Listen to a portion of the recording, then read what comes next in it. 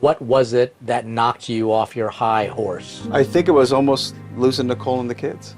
Really, that it was Really? It was really a difficult time in our marriage because I had a lot of wounds, father wounds, from my upbringing. My father was an alcoholic, and so I experienced all forms of abuse, mental, emotionally, physical abuse, and I was also sexually molested by a family member.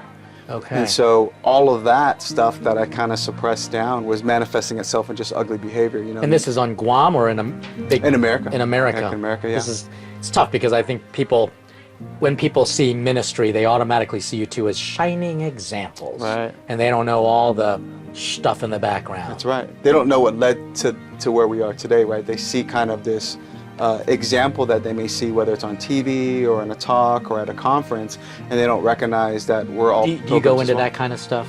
I do, yeah. I personally, especially when I deal with, really all the demographics, I think I tend to share that part of my heart so that people can also find hope in that, right? That if God can save me, a wretched sinner that I am, and broken and wounded with all of those. There's a song about that. Yeah, it's crazy. It's something like Amazing Grace. Yeah. Something like that, yeah. And I don't want to make light of it all, but you do almost have fun with, you've turned the corner. I know it hurts, yeah. But at the same time, we have to be able to kind of laugh at the reality that, wow, God actually saved me. Absolutely. And I think there's that's joy there. Yeah, I think it's important to hear, right? Because I think as Catholics, there's a reason why, there's such a focus on the Paschal mystery and the Passion, that there is no glory without the cross, right? Yeah. And I think there's an element of that where there's this idea of redemptive suffering. And so when we can look back in our lives and we go, okay, where was God in this moment? He was there carrying you. He was giving you the grace. He was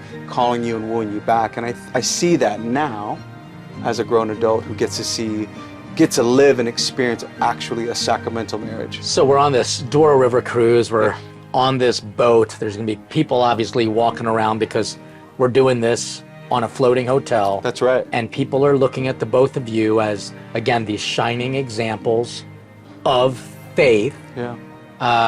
And is there a point in your life where, now that you've been kind of doing this for a while, are there times when you just recognize, I shouldn't be doing this because I'm just as wounded as everybody else? And if you do, what keeps you going? Yeah.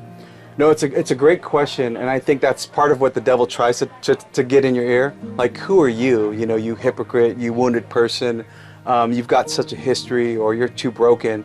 And I think that's what he says to all of us, right? If you think about St. Peter, right, our first pope, where he denied our Lord 3 times. And so those elements where I think what fuels us is, one, we found the great pearl, right, of great price. And we want to be able to give that to others. We know what it's like. Again, we've experienced pain and suffering, but we've also experienced healing and hope. And so it's impossible to keep that inside. If you enjoyed this clip, click here to watch the full video.